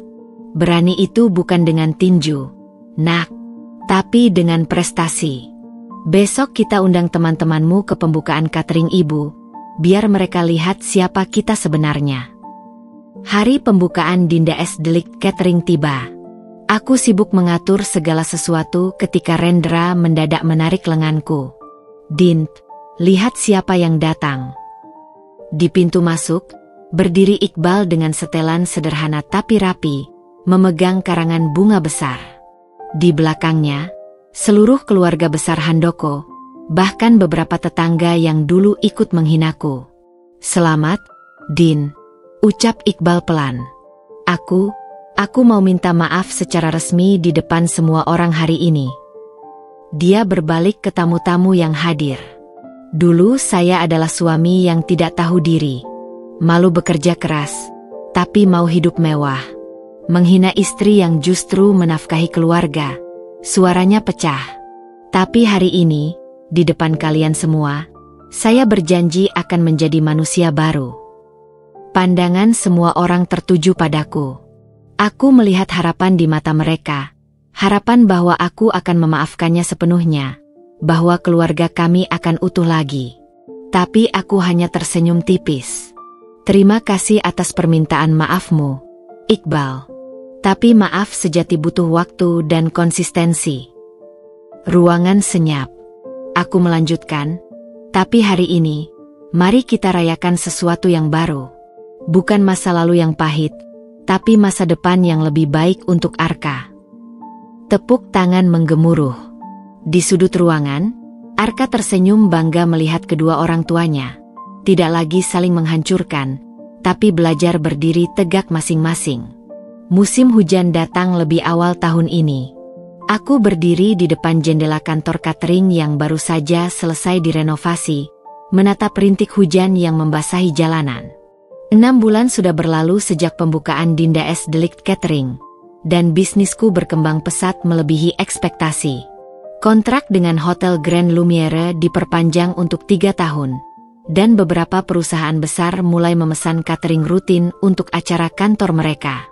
Malam itu, Iqbal muncul di depan rumahku dengan tas kecil. "Aku akan pergi sebentar, Din. Keluar kota." "Kenapa?" "Aku perlu menemukan diri yang sebenarnya. Selama ini aku hidup dalam kebohongan, dibesarkan oleh ibu palsu, jadi suami palsu, Ayah palsu. Aku ingin membantah, tapi tahu ini yang dia butuhkan. Kamu akan bilang Arka. Sudah. Dia mengangguk. Dia bilang, ayah janji pulang ya. Dan aku akan menepatinya. Ketika mobilnya menghilang di ujung jalan, aku menyadari sesuatu. Cinta tidak selalu berarti bersama. Kadang, melepas dengan ikhlas adalah bentuk cinta tertinggi.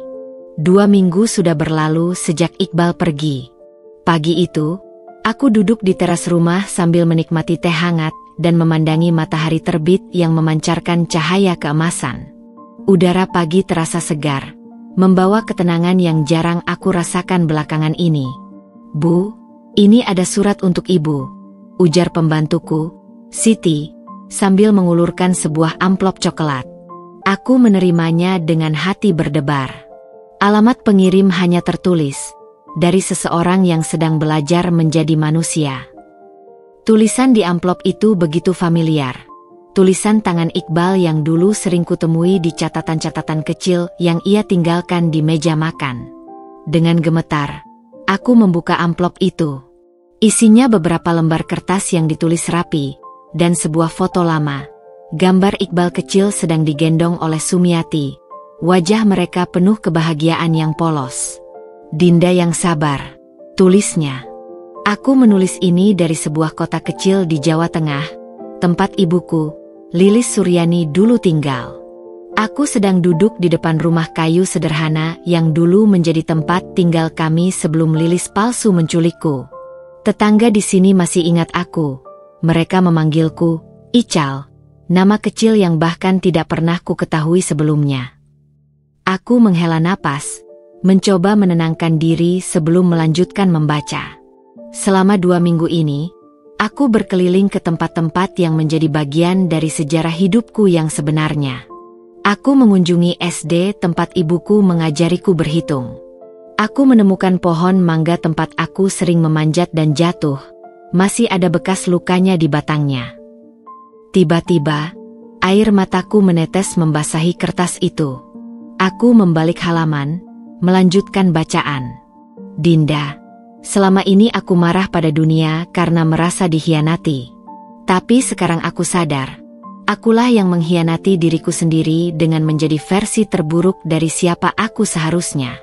Aku menolak warisan kesederhanaan dari ibuku yang sebenarnya, dan malah mengejar ilusi kemewahan dari seorang penipu.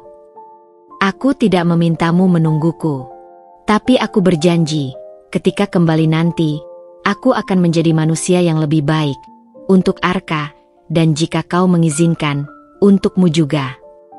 Saat kau membaca surat ini, aku sedang dalam perjalanan ke Bali. Aku akan bekerja di restoran teman sambil belajar menjadi koki, profesi yang dulu kuhina karena menganggapnya tidak bergengsi. Mungkin butuh waktu 1 tahun, mungkin lebih. Tapi aku akan kembali dengan bekal keterampilan yang bisa kubanggakan dengan jujur. Di bagian akhir surat, ada sebuah kalimat yang membuat jantungku berdetak kencang. Aku mencintaimu, Dinda. Bukan karena kau ibunya Arka, tapi karena kau adalah perempuan kuat yang mengajariku arti kehormatan sejati. Jika suatu hari nanti ada ruang di hatimu untuk seorang mantan suami yang sudah berubah, aku akan menjadi lelaki paling beruntung di dunia. Aku menatap surat itu lama, lalu melipatnya kembali dengan hati-hati. Di sudut terakhir, ada coretan kecil dari Iqbal. PS, aku meninggalkan jaminan untuk Arka di Safe Deposit Box Bank atas nama kalian berdua. Ini hasil penjualan semua barang mewah pemberian Lilis palsu. Aku ingin memulai hidup baru tanpa beban masa lalu. Malam itu, setelah Arka tertidur, aku berdiri di balkon kamar sambil memandang bulan purnama. Pikiranku berkecamuk. Telepon berdering. Rendra. Din, kamu baik-baik saja? Sudah baca surat Iqbal? Aku terkejut. Kamu tahu soal surat ini? Iya, dia mampir ke kantorku sebelum pergi. Minta tolong memastikan suratnya sampai. Rendra berhenti sebentar. Dia juga meninggalkan surat wasiat. jika sesuatu terjadi padanya, semua haknya untuk Arka akan dikelola olehmu. Aku menutup mata, mencerna semua ini. Apa yang akan kamu lakukan? Tanya Rendra pelan. Aku memandang bintang-bintang di langit. Aku akan hidup, membesarkan Arka, mengembangkan bisnis, dan membiarkan waktu yang menentukan. Dan jika dia kembali, kita lihat nanti, jawabku sambil tersenyum kecil. Tapi satu hal yang pasti, aku tidak akan pernah lagi menjadi perempuan yang menerima cinta separuh hati. Esok paginya, aku menyimpan surat itu di dalam album kenangan Arka. Mungkin suatu hari nanti, anakku akan membaca surat dari ayahnya dan memahami bahwa menjadi manusia sejati berarti berani mengakui kesalahan dan berjuang untuk menjadi lebih baik. Sementara untukku, aku memilih untuk tidak menunggu, tapi juga tidak menutup pintu. Hidup telah mengajarku bahwa cinta sejati tidak membutuhkan pengorbanan, tapi saling menguatkan dalam pertumbuhan. Dan seperti bisnis cateringku yang mulai berkembang, hatiku juga membutuhkan waktu untuk benar-benar pulih, tanpa tekanan, tanpa tuntutan. Musim penghujan kali ini terasa berbeda. Butir-butir air yang jatuh dari langit seolah membasuh segala kenangan pahit, meninggalkan kesegaran yang menyejukkan. 2 tahun telah berlalu sejak Iqbal pergi. 2 tahun yang kuhabiskan untuk membangun kembali hidupku, bukan hanya sebagai seorang ibu dan pengusaha, tapi juga sebagai Dinda yang seutuhnya. Cafe, Dinda's Kitchen ou Patisserie, yang kubuka setahun lalu kini ramai dikunjungi. Lokasinya strategis di pusat kota, dengan desain interior yang hangat dan homey. Pagi ini, seperti biasa, aku memeriksa persiapan bahan-bahan sebelum jam operasional dimulai. "Bu, ada paket untuk Ibu," ujar manajer operasionalku, Rina, menyerahkan sebuah kotak kayu kecil. "Dari siapa?" Kurirnya bilang dari Bali. Jantungku berdegup kencang. Kotak itu ringan, tapi terasa begitu berat di tanganku. Dengan hati-hati kubuka. Di dalamnya terdapat sebotol kecil minyak zaitun premium, beberapa bumbu rempah kering, dan sebuah surat. "Untuk Dinda's Kitchen," tulis Iqbal dengan huruf-huruf rapi yang kini sudah sangat kukenal. "Ini adalah minyak zaitun dari perkebunan tempat aku bekerja. Aku sekarang menjadi kepala koki di sebuah restoran Italia kecil di Ubud. Masih jauh dari sempurna, tapi setiap hari aku belajar." Aku tersenyum membaca lanjutannya. "Arka bilang lewat telepon minggu lalu bahwa kau membuka kafe baru. Aku bangga padamu, Din." Seperti biasa. Tidak ada permintaan maaf lagi. Tidak ada janji-janji muluk. Hanya kabar sederhana dari seorang teman lama. "Ma, aku mau lihat hadiah dari ayah." Arka yang sekarang sudah duduk di kelas 3 SD berlari ke dapur dengan wajah berseri. Aku mengeluarkan foto dari dalam kotak. Iqbal berdiri bangga di depan restoran kecil dengan seragam koki putih.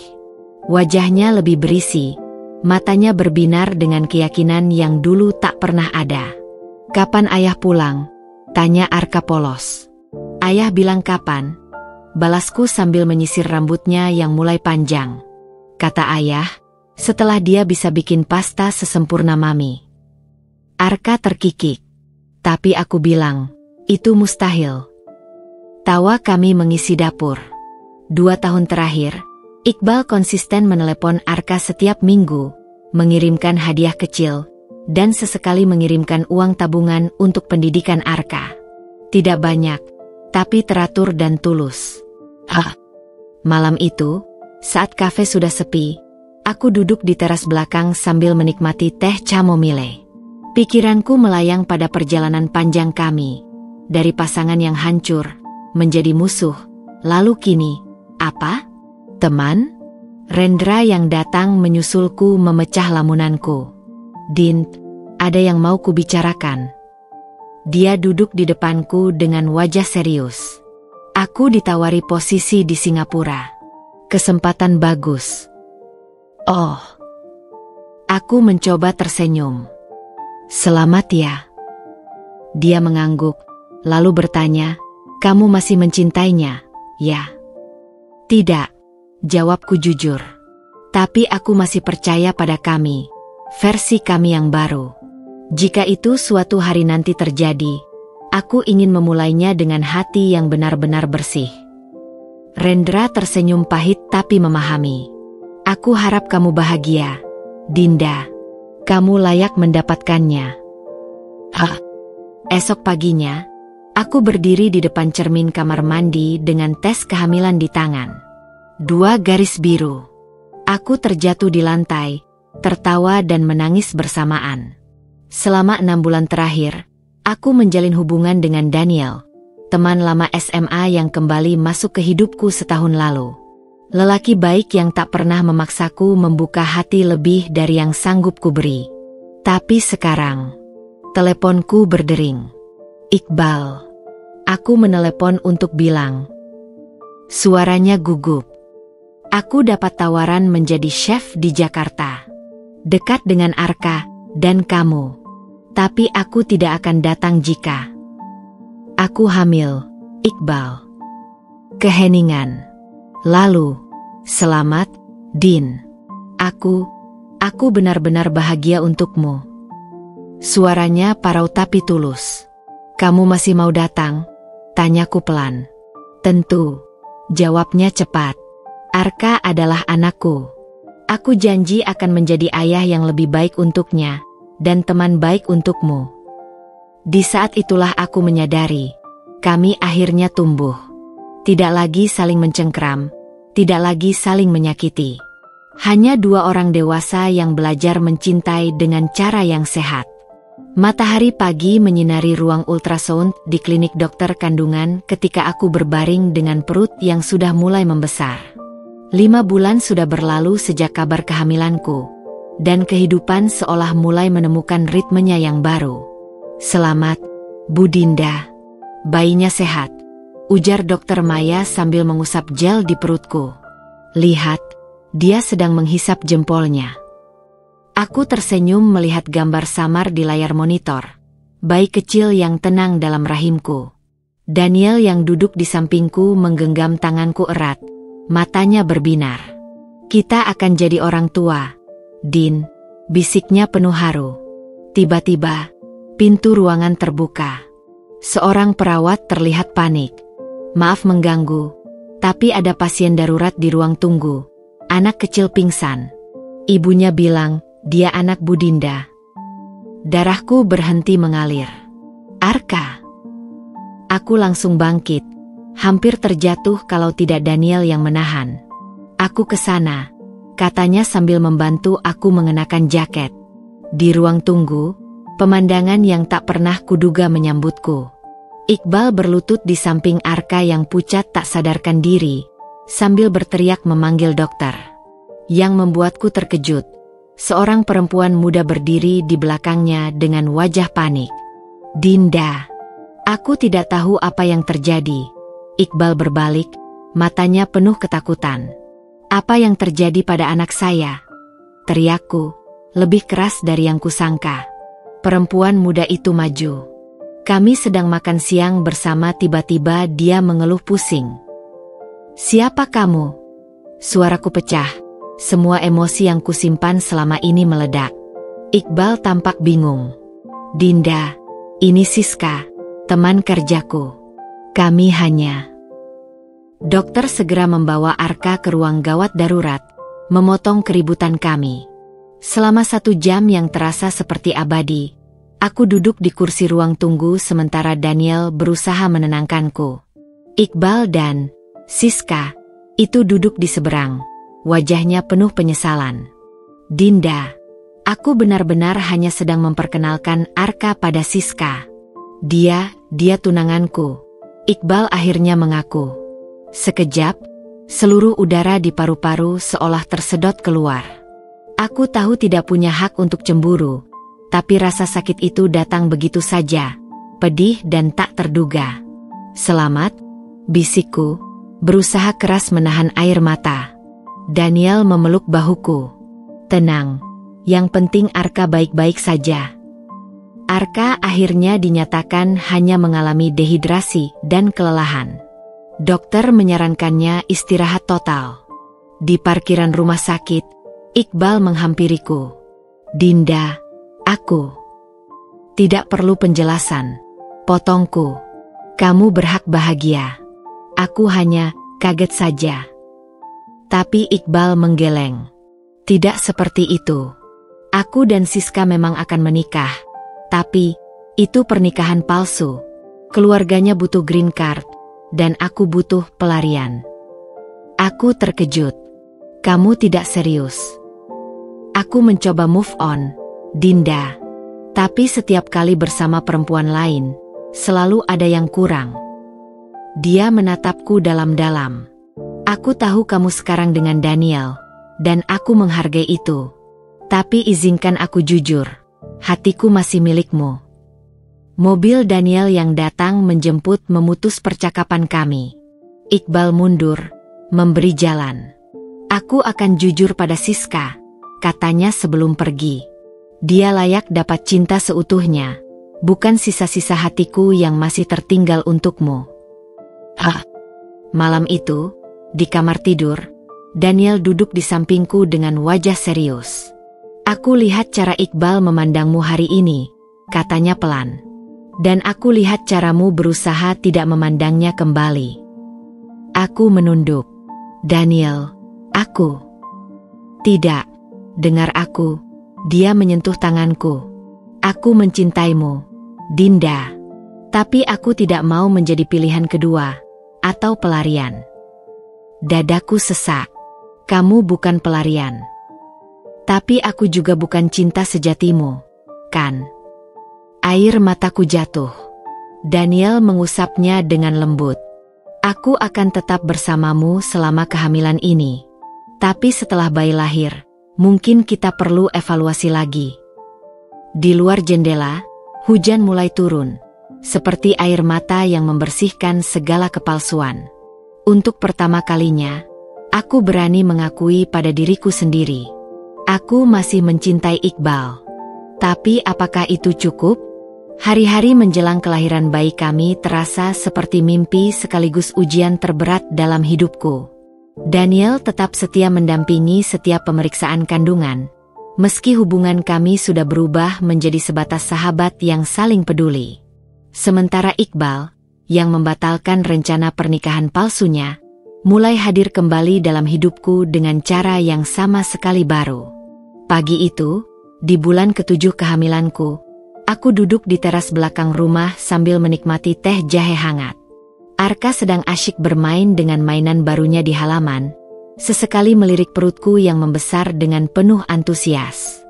"Bu, nanti adik bayi mau tidur di kamar sama aku ya?" pinta Arka dengan mata berbinar. Aku tersenyum. "Tentu sayang, nanti kita atur kamarnya bersama." Bel pintu berbunyi. Melalui jendela, kulihat Iqbal berdiri di depan pintu dengan setumpuk buku dan sebuah kotak kayu. Wajahnya yang dulu selalu tegang kini terlihat lebih tenang, dengan garis-garis halus di sudut matanya yang bercerita tentang kedewasaan baru. "Aku tidak mengganggu, kan?" tanyanya saat ku minta dia masuk. Arka langsung melompat kegirangan. "Ayah, lihat, perut ibu makin besar." Iqbal tersenyum, mengelus kepala Arka penuh kasih sebelum menatap perutku. "Kamu cantik sekali, Din," bisiknya tulus. Dia meletakkan kotak kayu itu di meja. "Untuk calon bayi. Aku buat sendiri dari kayu jati tua." Ketika kubuka, ternyata itu adalah kotak musik berukir indah dengan lagu Twinkle Twinkle Little Star. Lagu yang dulu selalu kunyanyikan untuk Arka saat hamil. "Aku belajar jadi tukang kayu di Bali," jelaskan Iqbal bangga. "Dulu meremehkan pekerjaan tangan, sekarang malah jatuh cinta." Aku mengangguk, tersentuh oleh perubahan sikapnya. "Terima kasih, ini sangat berarti." Sore itu, kami berjalan-jalan kecil di taman kompleks. Iqbal mendorong stroller kosong yang akan menjadi hadiah untuk bayi nanti, sementara Arka berlari-lari di depan. Aku sudah bicara dengan Daniel kemarin, ujar Iqbal tiba-tiba. Lelaki baik. Aku senang dia ada untukmu saat aku tidak. Aku menatapnya. Kamu bicara dengan Daniel. Kami minum kopi bersama. Iqbal mengakui. Dia bilang, dia akan mundur jika aku bisa membuktikan diri layak untukmu. Jantungku berdegup kencang. Dan menurutmu? Iqbal berhenti berjalan, memegang tanganku dengan lembut. Menurutku, kamu tidak butuh lelaki yang hanya bisa berjanji. Kamu butuh bukti. Dan aku butuh waktu untuk membuktikannya. Dia mengeluarkan sebuah kunci dari saku. Ini kunci apartemen kecil di seberang rumahmu. Aku menyewa untuk dekat dengan Arka. Dan jika kamu butuh bantuan apapun saat melahirkan nanti. Air mataku menetes. Ini bukan Iqbal yang dulu, yang egois dan penuh gengsi. Ini versi baru yang belajar arti cinta sejati. Hadir tanpa menuntut, mencintai tanpa mengikat. Malam kelahiran tiba lebih cepat dari perkiraan. Kontraksi datang tiba-tiba saat aku sedang menyiapkan makan malam untuk Arka. Ibu sakit. Arka panik melihatku terjatuh di lantai dapur. Dengan sisa tenaga, kuambil ponsel dan menekan nomor teratas di speed dial. Iqbal. Tak sampai 5 menit, dia sudah ada di depan pintu dengan wajah pucat. Ayo, aku antar ke rumah sakit. Di tengah kesakitan, aku masih sempat berpikir ironis. Dulu dia lari dari tanggung jawab, sekarang justru yang pertama hadir saat krisis. Proses persalinan berlangsung cepat. Begitu mendengar tangisan bayi pertama, Iqbal yang menunggu di luar langsung masuk, dengan izin dokter. Laki-laki sehat, Bu, ujar dokter sambil menaruh bayi mungil di pelukanku. Daniel berdiri di sebelahku, tetapi air mata mengalir di wajah Iqbal saat melihat anakku untuk pertama kali. Dia mirip Arka waktu bayi, bisiknya gemetar. Mau pegang? Tawarku. Dia menggelap, takut. Aku belum layak, Din. Aku belum membersihkan semua kesalahan masa lalu. 2 tahun kemudian, di hari ulang tahun pernikahan kami yang kedua, aku berdiri di teras rumah kami yang baru. Sebuah rumah sederhana tapi penuh cinta. Di halaman, Iqbal sedang mengajari Arka dan adiknya bermain bola. Sementara aroma kue ulang tahun yang baru saja keluar dari oven memenuhi udara. Tidak ada yang sempurna. Kadang kami masih bertengkar tentang hal kecil. Kadang kenangan pahit masih mencoba menyelinap. Tapi setiap kali melihat Iqbal memeluk anak-anak kami dengan penuh kasih, atau bangun pagi untuk menyiapkan sarapan tanpa kusuruh, aku tahu, inilah cinta sejati yang tumbuh dari puing-puing kesalahan masa lalu. Daniel hadir di pesta kami dengan tunangan barunya. Dia menyalami Iqbal seperti saudara. Jaga baik-baik perempuan itu, pesannya. Iqbal mengangguk, lalu memelukku erat. Dengan seluruh hidupku. Malam itu, saat anak-anak sudah tertidur, kami duduk di teras melihat bintang. Iqbal tiba-tiba mengeluarkan sebuah kotak kecil dari sakunya. Bukan cincin, katanya cepat saat melihat ekspresiku. Hanya janji tertulis. Di dalam kotak itu ada surat wasiat dan pernyataan resmi bahwa seluruh hartanya atas namaku dan anak-anak. Agar kamu tidak pernah ragu lagi, bisiknya. Aku menangis, bukan karena dokumen itu, tapi karena makna di baliknya. Dia belajar memberikan keamanan tanpa diminta. Sesuatu yang dulu tak pernah terpikir olehnya. Aku mencintaimu, Iqbal, bisikku, mencium pipinya yang kini mulai beruban. Dan aku akan terus membuktikan bahwa aku layak akan cintamu, Din, jawabnya, memelukku erat di bawah cahaya bulan purnama. Di kejauhan, suara ombak berdebur pelan, seperti bisikan alam yang mengingatkan, cinta sejati bukan tentang tidak pernah terluka, tapi tentang berani menyembuhkan luka bersama, dan tumbuh lebih kuat dari reruntuhan masa lalu.